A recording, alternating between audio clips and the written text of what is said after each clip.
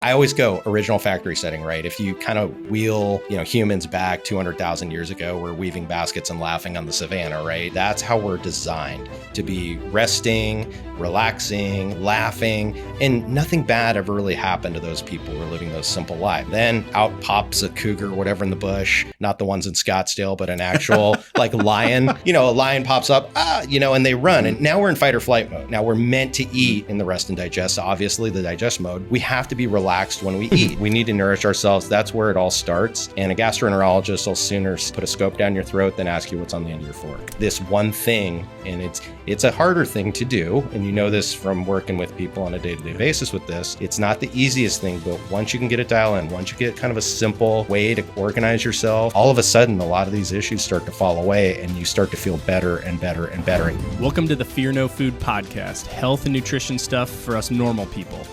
Well, welcome back to the Fear No Food podcast. I am here with Dr. Dan Wool, who's a personal friend of mine. We can get into how he helped me kind of navigate some of my chemical burnout.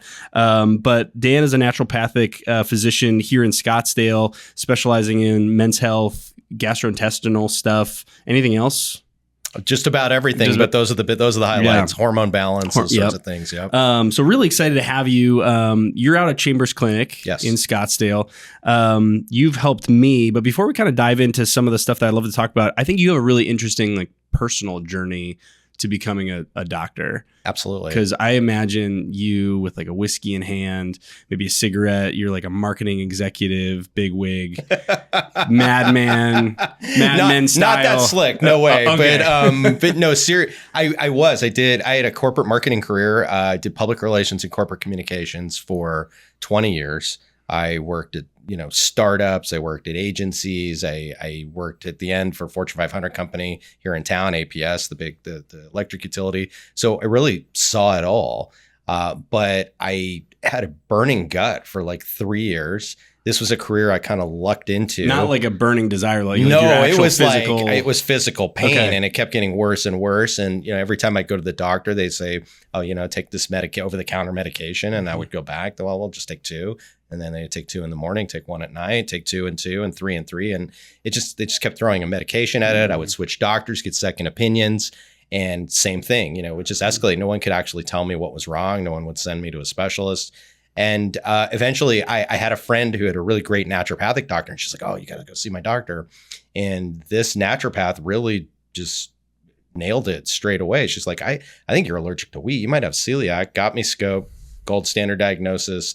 Bingo, it was celiac, few changes to diet, herbs, some supplements temporarily, and I was as good as new. And Nobody in 3 years, after a lot of searching, and I was like a lot of people, and probably like a lot of your clients and a lot of your listeners, where you're just grasping for whatever. I'm going to try a new diet. I'm going to get this supplement I just got served on Instagram. Wow, that looks like it's actually going to work for me. And then you're down this, this rabbit hole, and you're trying this and trying that, and nothing seems to work. And it's very frustrating. And then you start to we've talked about this before too, you instead of eating just about everything, you end up limiting. And at the end of, I'm eating, chicken and rice every meal. And it's, that's not good for us either. And so at the end of the day, the naturopathic ones are ones that fix me up.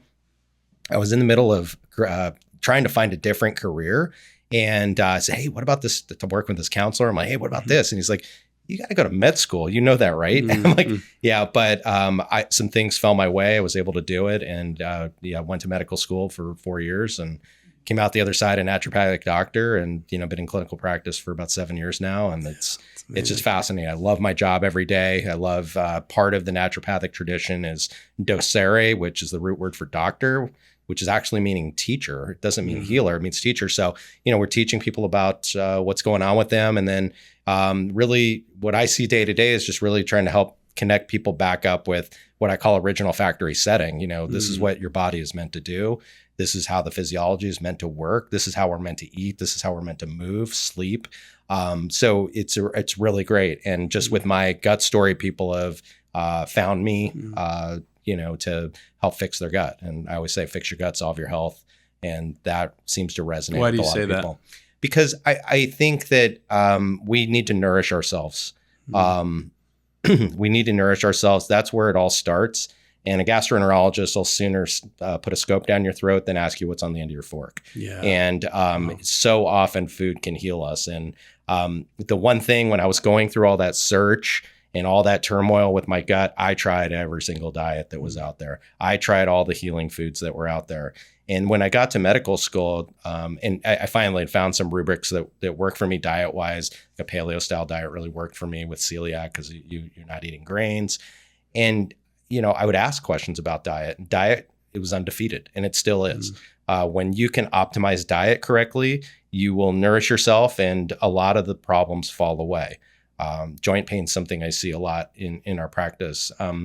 When you clean the diet up, a lot of that osteoarthritis and sometimes rheumatoid arthritis really starts to fall away. And I wish people knew more about that this one thing, and it's a harder thing to do. And this from working with people on a day-to-day basis with this, it's not the easiest thing, but once you can get it dialed in, once you get kind of a simple way to organize yourself and to move forward in the world in a way that's not creating a bunch of anxiety, all of a sudden, a lot of these issues start to fall away and you start to feel better and better and better and get momentum. How would you, because I think you've hit on a couple of things there, because I feel like one of my takeaways is keep trying. You'll find something that will don't give up. Right. You'll try paleo. There's probably a systematic way to go about it. But you mentioned something there at the end, that you're not creating all this food anxiety. Right. How would you go about doing that? How would you recommend, I've got my thoughts, but how would you recommend approaching that without creating neuroses? Yeah, I've hit upon this recently. I was at a steakhouse. It was a really nice steakhouse, and I was looking at the menu and the way they had organized the menu at the steakhouse. And what's on the menu at a steakhouse? It's a protein, usually steak, obviously, and fish, maybe some chicken. There's a starch, which is complex carbohydrate, but really when you're looking at the menu, it's potatoes, sweet potatoes, rice, quinoa sometimes. And then there's a veggie. Nice steakhouse always has a great vegetable dish, whether it's asparagus or Brussels sprouts or something. So it's a protein, a starch, and a veggie. And I've done all the diets. I give handouts to people on diet, and I'm like, this is really easy. Protein, a starch, and a veggie. This is how every restaurant is organized. Even if you go to Chipotle, it's a protein, a starch, and a veggie. You're going down the line. Subway, it's bread and some other things that might not be, but that's a starch. So you start to look at the way restaurants are organized, and that's the way we need to organize. There's so much confusion about what to eat. Yes. There's a lot of restricted diets. There's a lot of noise out there. I'm celiac. I have to be gluten-free or I get really, really sick. But it was a fad diet for a while. Keto was a fad diet for a while. Let's eat lots of fat. And then you have the American Heart Association all these years saying, well, no, low-fat diets are the thing, or low-sugar diets. I remember my parents when I was a kid eating Snackwell's sugar-free cookies and things like that. And that was a fad. If you're enjoying this podcast and would like to learn more about what you can do at home to take control of your health, check out our book. It's an Amazon bestseller. It's called Fear No Food. It's written by myself and Dr. Abood. You can get it at fearnofoodbook.com, or you can find it on Amazon by just typing in Fear No Food, Dan Lemoyne. Protein, starch, veggie, or fruit, it just clears away all the noise. And when you eat just like that, if you just organize yourself like a steakhouse, that is a gluten-free, dairy-free, corn-free, egg-free, sugar-free, probably caffeine-free, everything-free diet without having all these labels, without having to look at the back of a box and sit there and figure it out. I used to do this myself. You have a list of 20 ingredients and you go, is that one gluten? Oh, that's it, dairy. Or you go to a menu, a fast casual restaurant, and you're looking up at the menu and go, I can't have that one. I can't have that one. Just get some water, it's, and it's so depleting and defeating and frustrating. And so when you start there, it works great. And then the other thing I would say about diets, and I think this really well, your book talks a lot about this as well, is that all the diets are plant dominant diets. So that's the hardest thing for people to layer in. They usually jump right to a salad, or something like that. But at the end of the day, when you can at least just get that one veggie in, like grandma said, if you could just at least get that in, use that as a base, maybe for dinner or something, and then you can spin that out as leftovers some other way.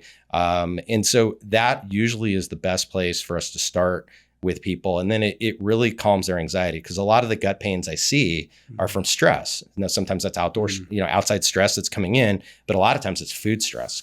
And so if you can just kind of clean things up, point the body in that direction for a week or two. Clean things up being like whole food based, like just a whole foods based diet, not the store obviously, but actually eating food. Right. And you just point yourself that way for a couple weeks. The body catches up and goes, oh, we're going this way now, and the health will come. Yeah, we've sit with folks and they're like, I'm a steak and potato type of guy. I'm like, I promise you, just go and eat steak and potatoes then, because I promise you, you're eating other stuff. Like, just eat more of that. Like, there's nothing wrong with that. Like, we'll be fine. Yeah, but there's a lot of anxiety and hangups that people have about that. Like, to the point that somebody would even ask you, like, boy, is that good? I've heard about cholesterol and this and that. It's like, at a certain point, you have to start somewhere, and you have to start somewhere simple that's easy. And when you can do that, it just creates a great foundation to build on. Mm-hmm. Totally. And you mentioned something there that I feel like, stress can come from the inside, it can also come from the outside. Like, how do you think about that? Like, you had mentioned something to me on the phone the other day that you were like, we have like this nervous system mismatch that I thought was like, I wrestle with. Mm-hmm. Talk to me a little bit more about what you meant by that, and just that idea of like, how stress affects our gut and affects like the way our body utilizes energy. And things for like sure. That. And I run into that same situation. I think everybody does in 2025. I always go original factory setting, right? If you kind of wheel, humans back 200,000 years ago, we're weaving baskets and laughing on the savannah, right? And it's a parasympathetic nervous system. That's how we're designed to be resting, relaxing, laughing, and nothing bad ever really happened to those people who were living those simple lives. Then out pops a cougar, whatever, in the bush, not the ones in Scottsdale, but an actual like lion. Maybe for some people, maybe for some people on the podcast, that's a stressor. Who knows?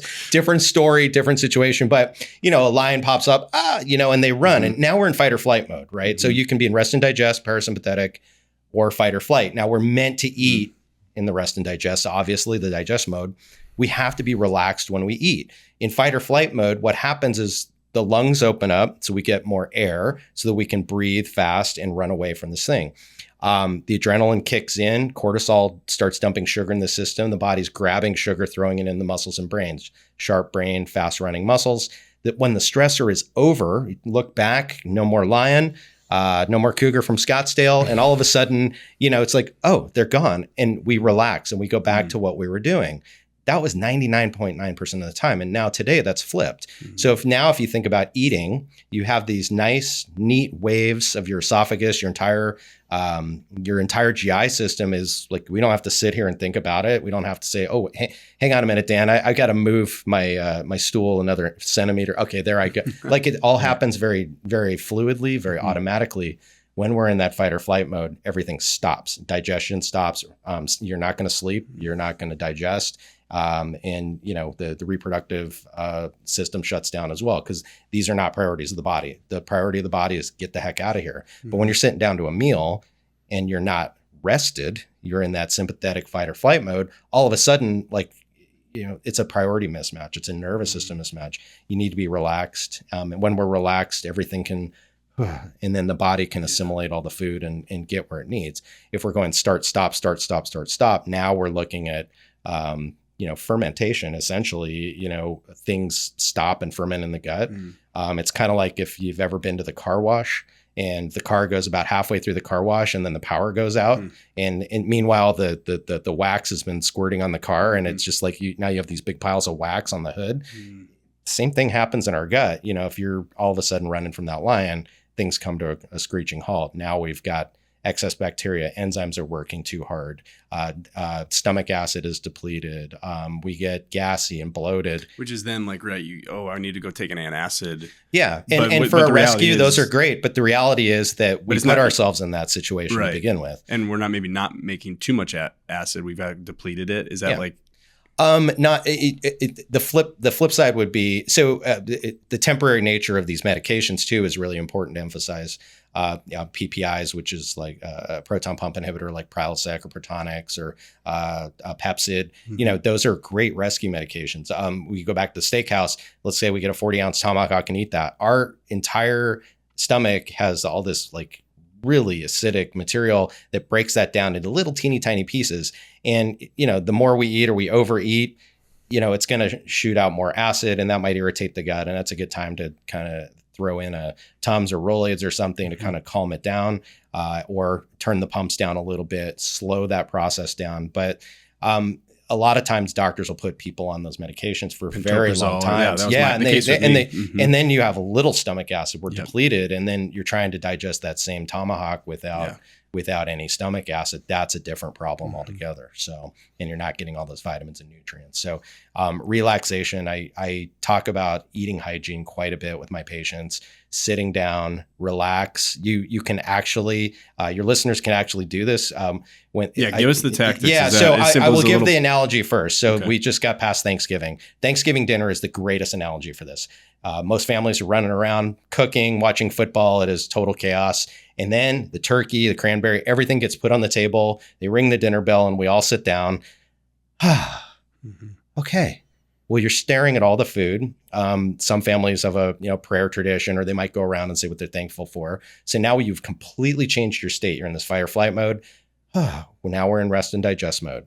We're staring at the food. Our brain is making an impression of that food and saying, oh, it's time to eat. You can smell the food. It's warm. And we have to sit there and listen to, little Johnny tell us what he's thankful for that day. And that's all great. Land the plane, dude. Come on. Exactly. I'm hungry.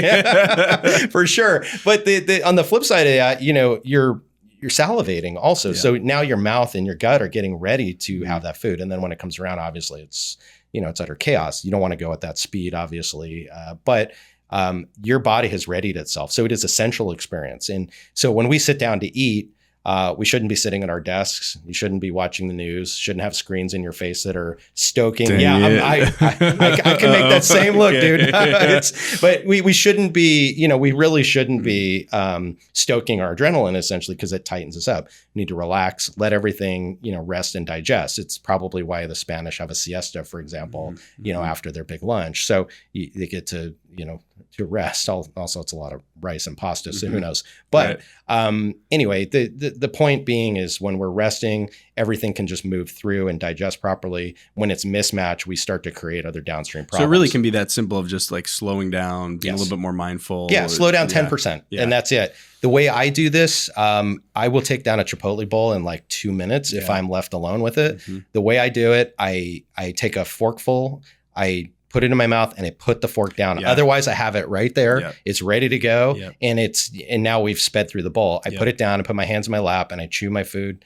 We have to chew our food also. All that saliva, amylase and lipase, the enzymes in your mouth that break down sugars, amylase, lipase, fats, they're the same ones in your stomach and in your gut to break all this stuff down. So you're pre-digesting by chewing, and we're meant to chew food thoroughly. It's meant to be kind of slimy in your mouth, and then that's a signal to put it down. Most of us are in a real hurry. I'll go back to the Chipotle bowl. You might have some mushy beans and then big pieces of steak. Sorry to get gross, everybody, but you're going to go at the speed of the mushy beans and want to just chunk that down.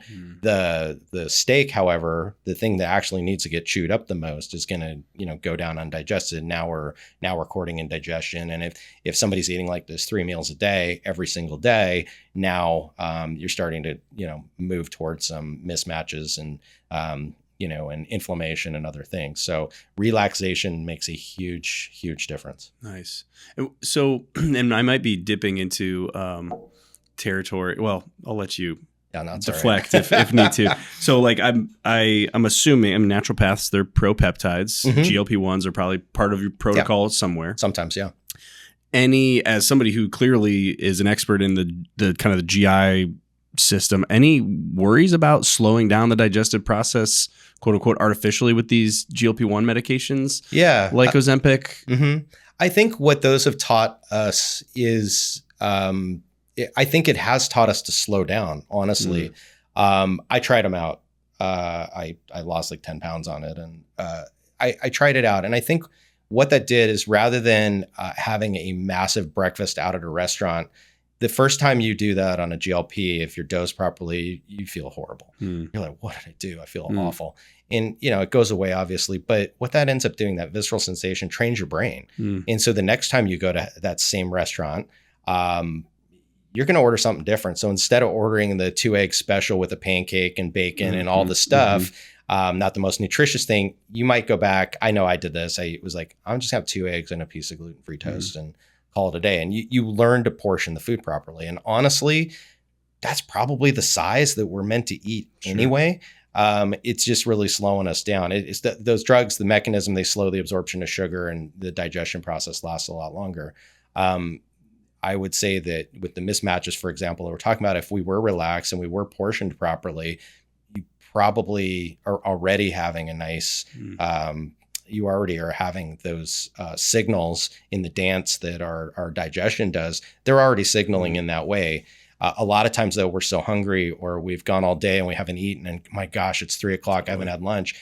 You're wolfing down that lunch. You're going to run right through the stop sign of the peptides and enzymes that are saying, hey, whoa, stop. You're going to go right through it because you're just like, I'm starving right now. You know, and but you know, that's some signaling that you know, we tend to override, and GLP really brings that signal right back up to the front.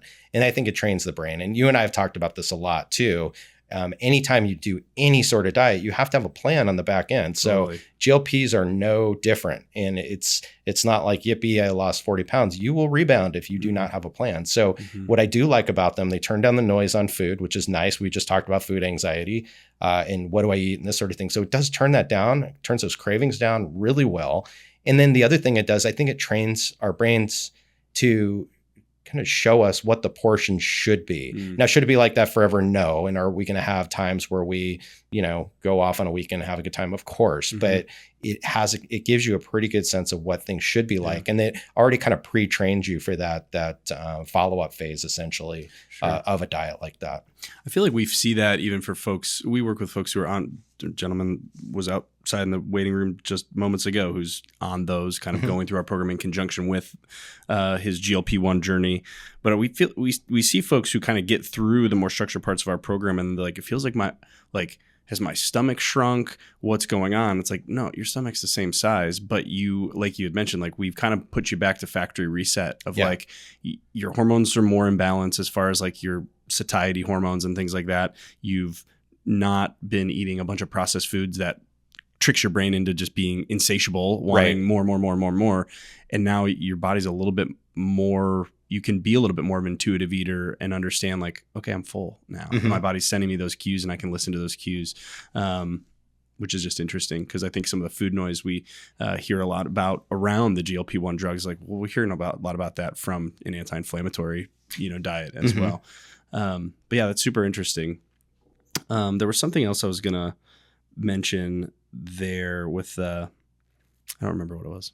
We can always cut that when Dan forgets the question. We had talked at one point, and maybe it was his last time we were chatting, there's a lot of noise right now about, or a lot of, you go on social media and like, it's RFK, it's the food system's broken, food's toxic. And I tend to agree with a lot of what I'm hearing, but I was talking with Dr. Abood about this. I talked with you about this briefly, and I feel like stress, I almost feel like before we talk about like what's on our plate, like this idea, I want to double click into that a little bit more of like just this idea of like our lifestyle of like chronic stress probably has more of an impact on like how our bodies utilize food and respond to food than the actual food itself. Did I sum that up correctly, or what's your take on that? Yeah, I agree. And we can get back to this point too and put a pin in it, but the way food comes at us these days, that's a background stressor as well. And so but the overit stress, again, it puts us into sympathetic nervous system mode more so than our parasympathetic, rest and digest mode. And when we're in that chronic state, again, going back to the original topic of conversation, it's meant to be temporary. But when you extend that out, all of a sudden, things that should be stress relievers like exercise, like having a meal, all of a sudden, those things get kind of lumped onto the stress. And then it just creates a, more of a chronic situation. And, chronic situations like that, or chronic disease, it didn't really happen as much, but when the lifestyle already kind of turns that dial up, and then we're just layering these things on top of it, that becomes a lot harder to unwind. Also, the convenience culture that's out there, food especially, we're getting background stress through food. So restaurants want you to come back. They're businesses. The best customer is one who's a repeat visitor. And how are they going to do that? And again, these are all things done with the best of intentions and to serve and to please people. But how are you going to do that? You're going to give too much portion. You're going to sugar it up. You're going to salt it up, and you'll have some sort of blockbuster, dessert or something that, really is like, oh, you have to try the carrot cake or whatever it is. Yeah. And, that brings more people in, that, somewhat of a viral situation. But at the end of the day, you break it down and those things aren't that good. And then I was a kid like this too. I was always in the Clean Your Plate Club. My family talked about that, so I will, a lot of people do this. If you're served a plate of food, you'll eat everything on the plate. Yeah. And again, portion sizes, Cheesecake Factory, I'm looking at you. That's 3 meals, right? And a reasonable person takes that home. Yeah. And they get dessert. But some people like myself, I'd find a way to eat it all. And that's not healthy either. So, it's really just taking a step back and looking at the situation, having a decent organizing principle in your head, what works for you. And then, kind of carrying that out into the world, as opposed to letting the world kind of, lead you around by the nose and, you're courting chronic disease 5-10 years down the line. So thanks for listening. This podcast is brought to you by Revitalize Weight Loss and Wellness. It's unfortunate that we've been led to believe that significant weight loss results can't be sustainable. And to be sustainable, it has to take forever. At Revitalize, we've proven out through research and real world experience that a combination of high quality coaching, high quality supplements, and a customized nutrition plan is really the key to seeing significant results in the short term and being able to sustain those results through metabolic empowerment over the long term. If you'd like to find out more about how we've helped over 11,000 people lose weight and keep it off, check us out at the link below or at revitalizeweightloss.com. I think of that, there's a scene in Devil Wears Prada where Anne Hathaway kind of scoffs at, she's like in the background taking notes, and she kind of scoffs at, is it Glenn Close? Yeah. And then Glenn Close goes into this just like diatribe, like rips her a new one, basically being like, you think you're above this high fashion stuff but like the very blue you're wearing is because we made a decision that blue would be popular 3 years ago. And It's like, we think we have all this agency and we make all our own decisions, but it's like, oh, actually, no, like these decisions in some ways are made for us by our environment, unless we're conscious of it, to be like, yeah, that portion size that comes at I'm the same way. I'm like, clean your plate, and we're trying to be intentional with Penny, where it's like, she's like, I'm full. Yeah. We're not like, no, you got to finish it. It's like, all right, we'll leave this here. You might come back to it, but respect that, like her body's saying, I'm done. Yeah. And that's a great point, is that we do need to respect our bodies, and our bodies are wise, and they tell us. We don't listen to it sometimes, but they'll tell us what's wrong. And so that's important. Yeah. I remember reading this book. It's called Gulp. I think the author's name is Mary Roach, and she does all these really great deep dives into industry. And one was, I think she had one about how would you go to Mars, and she went through that. This one happened to be about the food industry. And I remember she was at, I think, General Mills, and there was literally men in a sound lab testing the decibels of a potato chip. Wow. Because at a certain level, the chips, the sound that the chip makes is addictive to the brain. There's a certain sound level that is like, oh, have another one.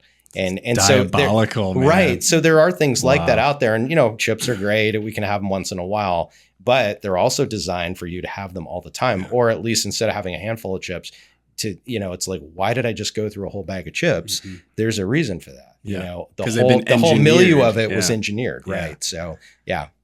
Yeah, that's super interesting. So back to this, or like leaning into this, back to your like, got to get to the factory reset. Like, your body's the best doctor. It knows what it needs, but sometimes those signals get wonky. Yep. How much, I guess, is additive and how much is like subtractive? Like, do you think, is there a thought process there of like, hey, we need to remove something and remove toxic stress, or we need to remove gluten or whatever, or hey, actually we need to add something, we need to do hormone replacement, or we need to like add a probiotic? Like, how are you thinking about that? Or I guess maybe a better question is like, how might a listener be thinking about that, and what are some of the things that they be like, hey, I do have these symptoms, I should go talk to somebody to help me identify that? So there's 2 parts there. Naturopathically, just for the listeners, we look at things a little bit different than a standard MD. We really look at the big picture and drill down to the root cause. We don't just send somebody away, treating symptoms, but sometimes, to make someone feel better, there are things we can do. So that's the context for this. Really, we meet people where they're at, And then, whether it's additive or subtractive, it really depends on the individual. And we really respect each individual. I see, for instance, heartburn, day after chronic heartburn or GERD day after day, but every single person who comes in with that diagnosis got there in a completely different way. So really respect that, see where somebody landed and how they got there, and then work with them on the ways to unpile the bricks, so to speak. Sometimes that means adding some things into their routine that they weren't doing. Sometimes it means uncovering, detective style, some things that neither of us knew existed just from a conversation, getting some data. Heartburn, for instance, is generally like food sensitivity.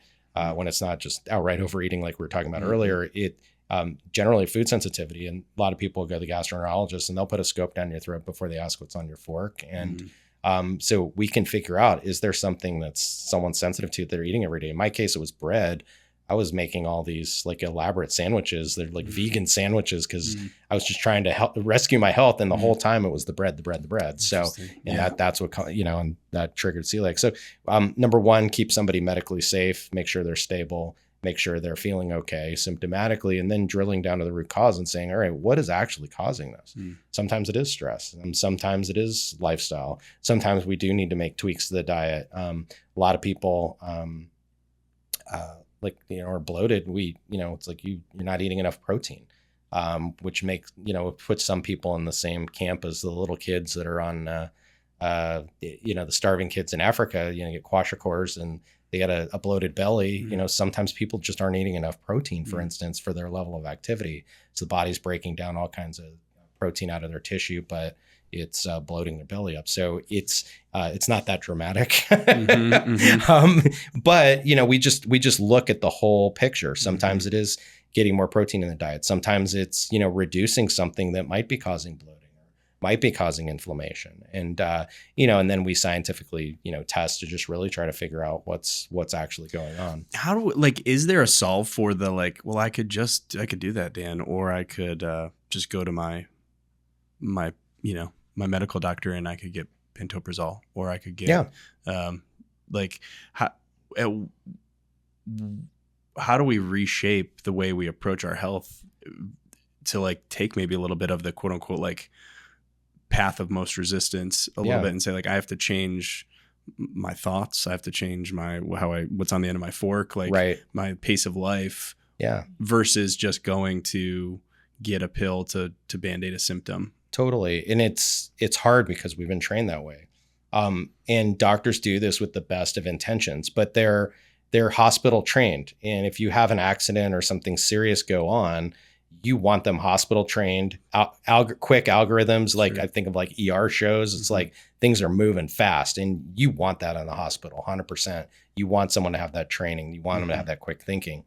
When it comes to clinical setting, when it comes to more chronic situations, that gets fuzzier and fuzzier. A lot of doctors will continue to follow the algorithm without taking a step back and asking, well, why did this person come see me? And that's where naturopathic tradition is kind of nice because we have more time to spend with people. And, there's so many amazing doctors out there and it's not their fault, but sometimes they only have 5 to 10 minutes in a clinical setting to see someone. So you definitely want to send somebody away, to make their symptoms feel better. But sometimes that's all they can do at that time. And then a lot of times, medications will just get renewed forever, whether that's a heart medication or something like we're talking about, Protonix or pantoprazole. It just gets renewed forever and people don't know they should be off of it or they can come off of it. So we have to look at the situation and say, do we need something to get someone over the hump right now? Antidepressants are another great example of this. Like somebody has a big grief or a serious situation, go on antidepressant, they're life-saving, and then people are left on it for 10 years instead of the 6 months that they were, grieving a loved one or some other major stressor like that. And so we have to start looking at these things as, hey, they only treat symptoms and they should be temporary. Or at least we should be asking the question, shouldn't these be temporary? And if somebody needs to be on something lifetime, then great. But, we need to just take a step back and say, well, why am I on this in the first place? And a lot of times there's a simpler solution, but sometimes it also requires the things that you were talking about, that are a lot harder. One of the hardest parts of my job is when we're talking about stress is like, oh, Dan, just be less stressed. Right. Like if somebody told me I'd be like, how do I do that? I don't know. And you can't really meditate your way, through it. It's different for everybody. Same for food. People have foods that they know don't upset their guts, that nourish them. There's people in the gym who do well by, the foods they eat. And then it's like, well, wait a minute, I have to change my diet. And it's a very difficult thing to do because it's getting harder and harder. Even despite all the supermarkets and convenience stuff out there, it's getting harder and harder. Yeah. And we've been trained to do kind of the opposite. We're getting away from cooking and preparing food, and we're steered more toward the convenience side of things, and that trips us up as well. And so it's harder to go back and retrain. To your point. Yeah, September 10th, 1953 was when the first TV dinner hit the shelves, and it changed everything. Absolutely. Yeah. Totally. Remember them well. Yeah, man. As far as, well, it's funny because we had Lauren Baston, who's our one of our clinical nutritionists here on, and she kind of shared her story of kind of some PCOS, and which is typically kind of labeled a little bit as like diabetes of the ovaries, but she's like, my blood sugar's great. I'm I work at Revitalize. Of course it's great. Yeah. But it was like all stress induced. And it's just how, the body was responding to this stuff. And she at least had the foresight, just being in this world, when her doctor was like, well, we can put you on metformin, we can put you on these things. She's like, but why? Like my A1Cs are fine. My blood sugar's fine. Like why? And she's like, well, we could also do this, and this. And it was like, why is that the second or the third? And only when the client or the patient asks for it. And that's one of the things I love about the naturopathic approach is like, hey, let's more holistically outline, so the punchline there, I think the takeaway is like, find a doctor, whether it's a naturopath or an MD, who's going to say, hey, here are all the options. And when we were having our babies, we were actually set to be full home birth, and then we had some emergencies that put us in the hospital. But I was so happy that we were kind of gone that path of figuring out we wanted to do a home birth because we knew all of these interventions. And so when it time to get those interventions, we understood them. And we also were able to say, like, hey, instead of that, I think there's this other thing we could do, right? And they're like, well, yeah, we could totally do that. And it's like, well, why wouldn't you give us that more natural, instead of putting us right on Pitocin right away or doing this or that? Like, why wouldn't they have given us this option first? And it's not malicious, of course, but It's just like, it's quick, it's easy, it's predictable. And so I think, like, I guess the thing I hear is like, do a little bit of research ahead of time and know what are all the options, or know at least to ask your doctor. Yeah. Like, hey, what else could I do? So, okay, great. You're wanting me to get on this thing. How long should I be on this? When could I come off of this? What steps do I need to take? Versus like, okay, write me a script and I'm just going to keep refilling it every month for the rest of my life. Right. And it's the simple questions. It's, what is this? Why am I on this? Yeah. And like those two questions alone will get you very, very far, and you'll get a lot of great information from your doctor. And then it also puts in their head that, I do have to have a sunset date for this. That does make sense in this case. Or, so the doctor's visit should be a conversation. Oftentimes it's kind of dictatorial. It's like, hey, you're, again, no shade on doctors. It's just the way they have time and what they have time for. It's like, hey, here you are. Here's your symptoms. I'm giving you this drug. I looked at your labs. They're fine. You're going to be great. See you later, kid. And it's, and it's a bit of a whirlwind. And I went through this myself when I was struggling. I'm like, oh, okay, I'll just go. I'll take another minute. They're a doctor. They know. And you're desperate. You're like, I'm struggling with this, and I'll just do anything. Right. And you're looking to them for help, and they are helping you. Mm-hmm. But on the flip side of it, if you have just a few extra minutes to ask, why, and what is this, and why am I on it, and what are the alternatives, all of a sudden the dialogue starts to open up a little bit.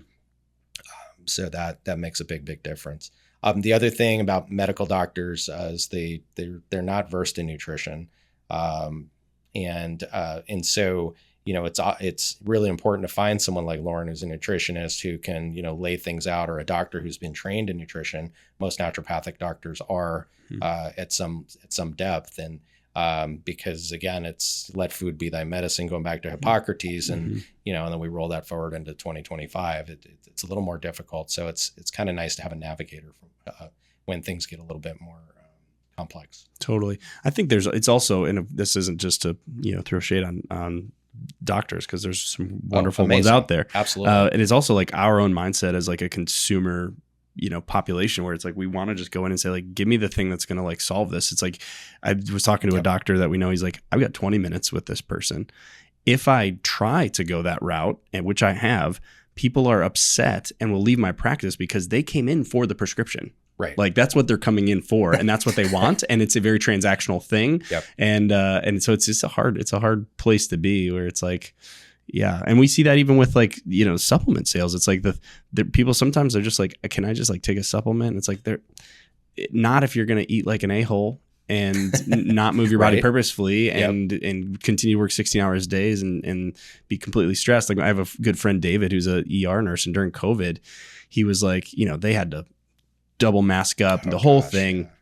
Couldn't leave the ward without taking off everything to just sip water. And he's like, hey man, do you have any like supplements for like focus and energy and like kind of maybe like a natural Adderall type thing? I'm like, Dave, like you don't drink water, you work 24-hour shifts and don't sleep, you eat donuts that the patients bring in. Like we gotta I'm not gonna he's not gonna do anything. right. You can't out supplement like a poor lifestyle. Absolutely. That's a great that's a great point. Yeah. And I kind of feel that way a little bit of what we've seen with GLP-1s. It's like these medications seem to work really well when it's used as a tool, not the full solution. Cause it's like, we're not going to be able to inject our way out of a poor diet or a broken food system. But there's a time and a place for every intervention. And sometimes the time gets extended way too long, or the trend, people are doing things to be trendy or because it's easy. And then they're not looking down the road at what that's going to do. Mm-hmm. So I agree with that wholeheartedly. You cannot supplement your way out of it. You can't medicate your way out of it. I loved my wife and I did our cardiology last year, just our usual 5-year updates. And this happened to both of us. They said, what medications are you on? And I said, none. And the nurse, what? Like literally flummoxed the intake nurse, because they'd never see it, And so, and that's where I think you and your listeners and everybody wants to be. There's a time and a place for things. And look, sometimes there are medications, blood pressure meds and things like that keep us safe, that are good to be on for a long time. They're very well studied. Mm-hmm. We do all the same research, but if you put things in context and say, hey, is it, as far as like time and a place for this, just using something to get over the hump, like we were talking about earlier, it makes a big difference. Like in acute setting versus like, hey, you're going to be on this chronic disease treadmill for the rest of your life. Right. Like, and you just need it. I mean, that's the ultimate subscription model. It's like, hey, you got to take this, you got to take it for the rest of your life. Yeah. Or the drug will have a side effect and they'll give you another drug for the side effect. And then you're down that rabbit hole. So, fortunately we don't see that too much. But it's no substitute for what I call mastering the basics, the things you're talking about: diet, sleep, gentle movement. Mm-hmm. Those things make a massive difference. Welcome to the Fear No Food podcast, health and nutrition stuff for us normal people. There's this one side of like, hey, of this wellness equation, which is like, hey, let's get rid of, let's solve for some of these things. You got digestive issues, like there is a path to getting you well. Mm-hmm. But then there's like the next level, which is kind of getting a little bit away from like Fear No Food, the food side of things, but I'm going there. Is like I'll be like, Dan, what do you think about these peptides? Like, can I get jacked like Wolverine? Or like, what, like when we talk about like optimization, you do a lot of work in like men's health and like hormone stuff. Like what are some of the symptoms that somebody might be experiencing that they may like, maybe I actually should, like, I feel good. I don't have any of the things you guys have been talking about. My gut feels fine. I feel like I'm relatively healthy weight person, but like, I wonder, I'm like, should I be looking at TRT? Should I what else is out there? Like, how should somebody be thinking about like optimizing? Because you can totally over optimize, I think. And then you're just absolutely. Like nutbag. Like I'm turning into Brian Johnson and I never like see the sun, or like I look like a vampire. But then there is like, okay, I'm doing fine, but like I could be doing 10, 15% better if I... Yeah, I think the most important thing is getting numbers on the board, so to speak. Guys, we're the worst at this, actually. If it ain't broke, we won't break it. We are afraid of what... There was a survey that said 72% of men would rather be at home doing chores, cleaning the toilet, than go to the doctor. So it's like we're very stubborn and we won't go because we're afraid of what they're going to find. Yeah, and in the meantime, 5 years gone by, 10 years gone by, and they finally go to the doctor and they find the thing. And if they would have just been going preventively all that time, it's not sexy. So what we talk about is getting numbers on the board, going every 6 months, treating it like the dentist. We'll go to the dentist and get the plaque scraped off our teeth every 6 months, but we won't, we'll go get our cars oil changed every 4,000 miles or whatever the number is for people, but we won't take our own bodies in and, respect the temple, so to speak. So we say get numbers on the board so we can see, and then those numbers 6 months after 6 months after 6 months, those become trends. Some trends are flat and they don't need to be touched, and that's great. Others like, cholesterol or high triglycerides or something that can be managed really cleanly and easily through diet or through a simple intervention, a supplement, whatever, we manage those and then we keep them, we keep that trend flat. And then, once the body is pretty steady state, so somebody's like, I want to do all this stuff and I want to be on testosterone. It's like, let's just see what everything is. And if everything's fine, then we can optimize it naturally. And then if there's other things to do, then we can do them. I'm smiling because I think we had this conversation a couple of years ago. I'm like, and the peptides. I'm like, all right. So. I'm like, Dan, all right, doc, there's these peptides. Yeah. I want to get jacked. And you're like, well, are you working out currently consistently? I'm like, no. Okay. Are you eating enough protein around? Yeah. I'm kind of doing plant-based. No. Like, all right, well, why don't you go fix that first before we talk about like a exogenous, solution? I'm like, all right. Well, dang it. For sure. Which is why I'm not jacked like Wolverine right now. Yeah, me either. But I think social media also flips this funnel. There's so many gurus and experts in optimized humans. I remember watching the Olympics this year, like the track athletes, and they're just, like you said, they're like, well, they're jacked. Just absolutely, you're statuesque. It's like, oh my gosh. Yeah. But like that person is training 4 hours a day with total nutrition and of course, and they're running the 100 meters in, 9 seconds. Yeah, they're going to be like that. The average person doom scrolling on social media is not an Olympic athlete, and they're not even a biohacker. But these people come onto social media and you're like, oh, I want to be like that. And all of a sudden, you have somebody who's 30 pounds overweight trying to do the same stuff that Ben Greenfield or Joe Rogan are doing out there. And it's those guys took a very, very long time to get like that, and then incrementally tried this and tried that. The trying this and trying that stuff. Somebody at home starts there and thinking it's going to turn them into that, and it's not. And it, that image that we have out there of that really, kind of destroys the fact that you have to start at the beginning and roll forward with that. It's like our little tagline for the podcast is like nutrition stuff for us normal people, because I think there's so much stuff out there that I see that I'm like, that's a great, beautiful diet, but like, that is just who's going to do that? And hey, influencer, you're probably not doing that every day. You're just doing it for the clicks. Yeah. Right? Keto was like that, right? Yeah. I mean, keto's a great diet. It's an amazing diet. People feel amazing on it, but you really have to pay close attention to what you're eating, to your macros. You have to really track, you really have to track. And there's a certain kind of person who does really, really well with that.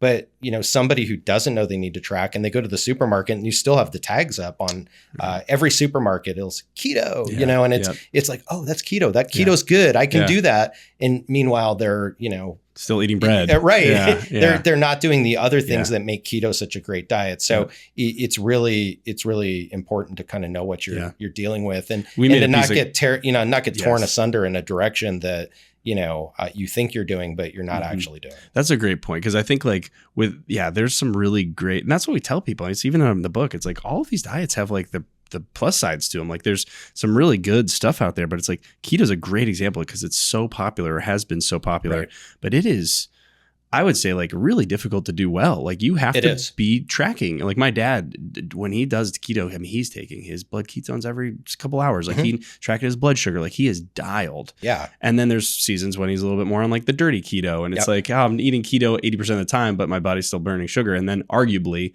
it's the worst thing you could be doing because it's highly inflammatory. And so it's like, if you're not actually in ketosis, like, so yeah, it's a great point. And I think for a lot of folks, they'll just jump right into keto. Or I have somebody in my family who's doing the carnivore diet right now. Yeah. She's losing weight, and that's great, but she feels miserable.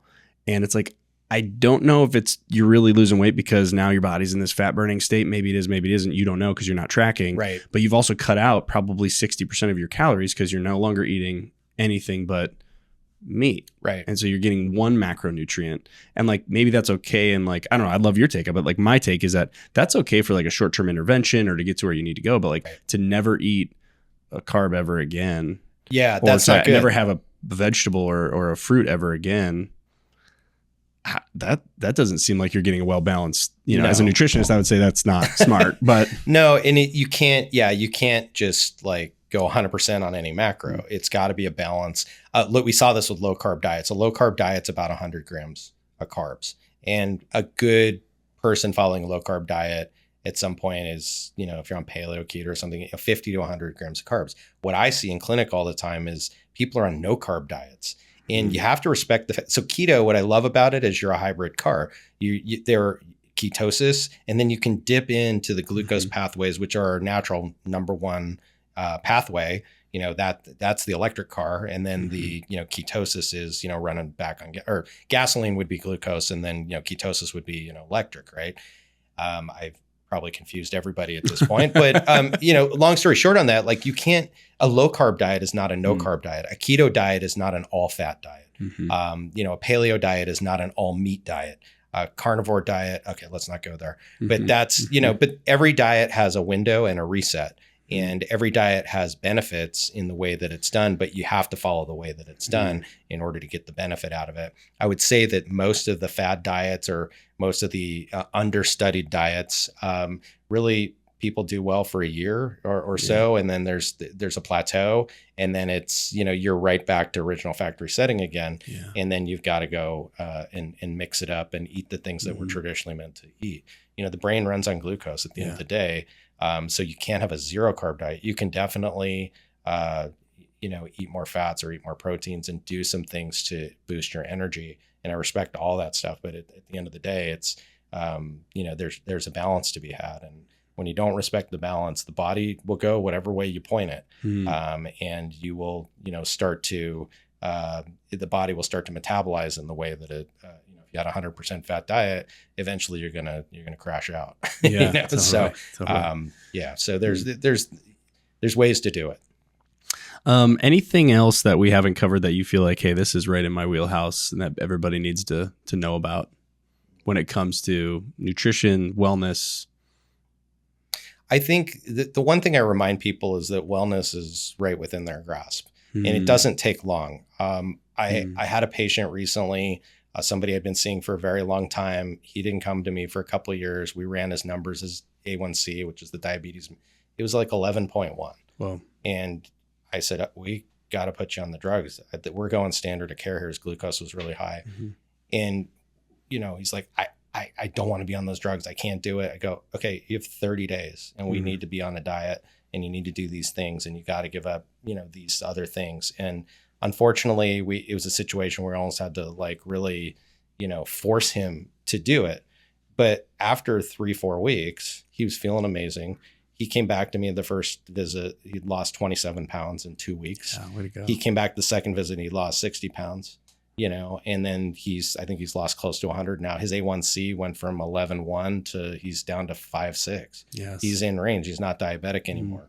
And it's just a nice reminder that, and it doesn't have to be diabetes. It can be anything, that the answers are right there. And if you put your mind to it and push the body in that direction, it will respond and it will heal you. We have this innate ability to heal. And if you take a step back and look at the body and what an amazing machine it is, it does just about anything, but it also relies on what you put into it. And so mastering the basics becomes very important, and all the things we're talking about become very important. And then if you need a guide, someone to, quarterback it, then it can really even take it up to another level, depending on what's going on. So. Yeah. It's like, you don't want to waste a good tragedy there. It's like, or like a good like scare where it's like, hey, like this is one of those fork in the road moments. We see a lot of that here where it's like, hey, there was an inciting incident that's like something has to change. Yes. Yeah. Yeah. But it doesn't take, that was an extreme example, but, and I'm sure you see similar things here at Revitalize, but, it doesn't require that. You could choose to do it tomorrow, get organized and, start somewhere. Yeah. And it's just literally starting somewhere. We tell people who don't exercise, for example, like go walk to the mailbox and back. That was your workout today. Yeah. And then go around the block or set your timer on your phone at 10 minutes And when it goes off, turn around and come back. Now you just went for a 20-minute walk. Yeah. There are little things, simple things that we can do. And then once you get momentum, then all of a sudden, for instance, if you turn that walk into an hour walk, you're going to come home and you're going to be hungry and you're like, wow, I bet it burned a lot of calories. I probably shouldn't eat like crap right now. And all of a sudden your brain kicks in, and then you're getting the good exercise, you're getting the good nutrition. All of a sudden the crummy sleep goes away. And, we just have to start somewhere and go in that direction. Yeah. It's one of my friends, Lindsay, just said this the other week. She's like, I think sometimes motivation follows commitment. And I'm like, oh, I love that. Yeah. I'm stealing that. I'm stealing it too. Yeah. That's amazing. Yeah. And it's just like we see that all the time. It's like, all right, I'm jumping in and like, all right, and you find that you do build that motivation momentum versus like, I've got to wait until all the stars align and I'm fully feeling motivated. It's like, dude, just get moving, man. Right. Yeah. Yeah. We can always excuse our way out of it. But at the end of the day, once you commit and do it, you do it. And it'll make a huge difference. Yeah, we have a gal. She's actually coming on the podcast. She's a really wonderful woman. She's lost a ton of weight with us, and she's referred 4 or 5 friends. And she's like, now I have to keep it off because like they're seeing me, or like we were at a party together, and like I can't be like they're 40 days behind me or 60 days behind me. Like I can't be tempting them, like, so I'm on my best behavior. So it's like there is like that, get the community. That's amazing. We're meant to live in community too. Yeah, so I love it. Well, Dan, thank you so much. Where can people find out more if they wanted to schedule a consultation with you? Where can we find out more about? Dr. The Dan best Wool? way is just to go to my website. It's drdanwool.com, drdanwool.com. I don't do a lot of social media, but it's at Dr. Dan Wool. That's a really easy way to find me and find my website. And we'll link it below, David. Yeah. So, but that's really the best way. And I've got a lot of information on my website, and if somebody wants to book, it's a sexy website. Well, thank you. Thank you very much. It looks good. It does.